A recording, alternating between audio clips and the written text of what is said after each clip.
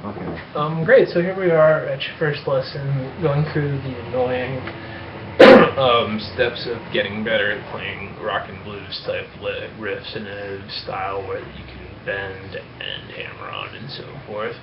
And, just about, it's not like nobody uses their pinky here, but when they do, they swap out for ring finger when they're doing bends. And we see so many people like Hendrix and Stevie Ray and even shreddy guys like Steve Vai using their ring finger there when they're playing a bluesy phrasing, because we want to be able to slide or bend or whatever.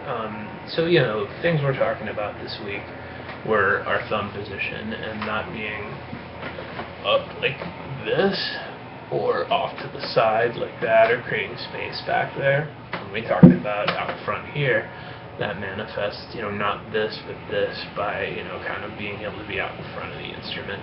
And then bending the wrong way at this finger while being a little more out in front of the instrument, enabling you to go like, which you can, right now, to do that, you've had to completely change your hand juxtaposition to a position where you can't really bend. So that's what we're working on, is finding a position where you can bend and do this stuff. A lot of it is that you just really need to kind of be more consciously aware of using your fingertips, which is frustrating, because you're really good at doing it the other way already, and you've spent like years and years going up and down just not being adequately aware of the fact that you need to be coming straight in at the strings, which you do know conceptually is what we're trying to do all the time. And it doesn't matter if you're going, or if you're going, but then we want to just go like, and make that sound like long tones, or like what we're focusing on right now. All of a sudden it becomes difficult. Cool, so that's what we're working on, somewhere where you can do all this in one phrasing. Anyway, but like cool, so stuff we wrote on the page, and just like very first thing I scribbled on the page before it is 1, memorization stage, 2, playing stage. So I do really want you to be the grand wizard of riff 1 before you try the next thing, and that's going to apply to anything we ever do together. Again, it's just like part 1, I'm memorizing this, I'm learning the dance steps, I'm showing my hands what they're going to be doing when I go to play it. That's a totally different part of our brain than when we switch to now I'm playing, where it goes to a feel thing.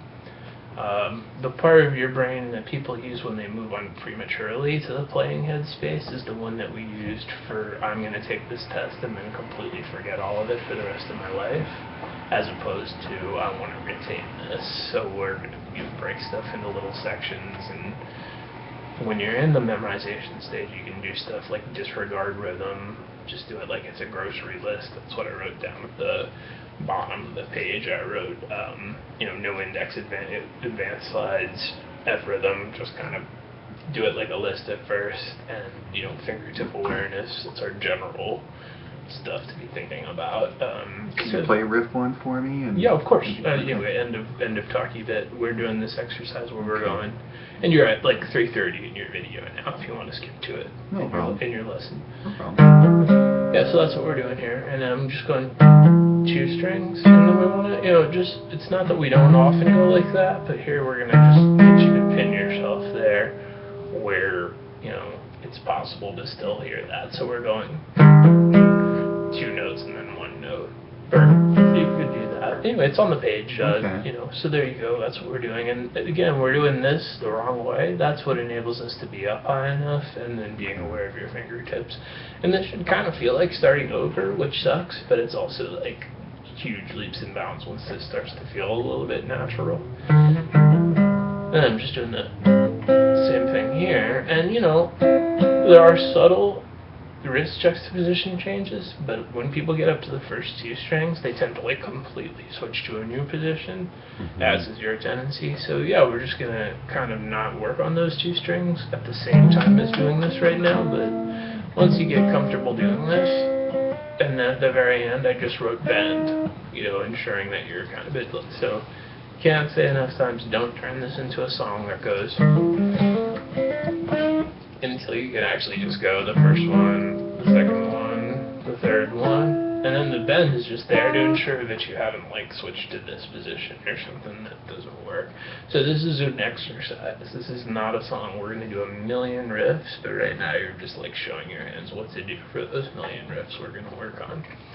Cool, so now we're at 5 minutes in exactly, and doing the thing on the next line where we're talking about the 2 high strings. With that, we do that stuff where I was just, but not as much as we do on these strings.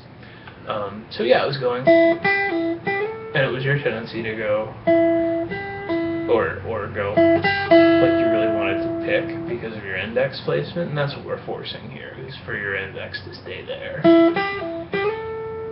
And then I just did the same thing on the high E string. And then, so stop, work on that.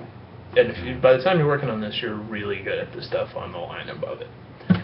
And then we just did a subtle variation on this where it literally starts with that, and then we just go to our index finger, and then bend, kind of. And this shows us why am I using my ring finger. Okay.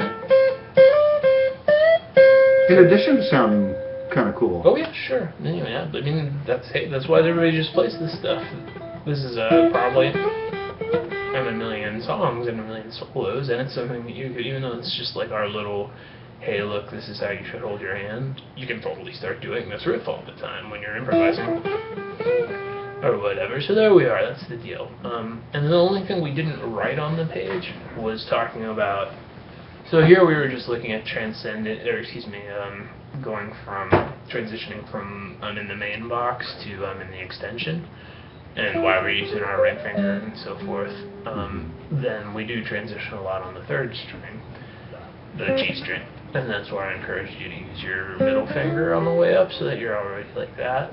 And on the way back down, your ring finger. And there's another example of we slide on our ring finger a lot when we're going back or forward. Like I went, and so maybe do that a bit, and then turn it into with a pull off. That'll really make you do it. So here we're just doing boring, boring. So you could just be going. Except that we have to do this to be in that uncomfortable, I have to do that for a second. And then on the way up, it's, and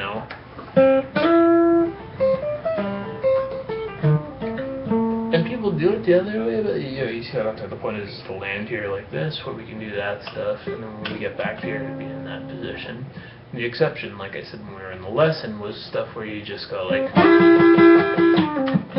then we totally do use our ring finger. And those are spots where we're not going to the far side. We're not going to the 10th fret here. We're just going only to there. There aren't really that many, if I'm playing a turn and I'm like,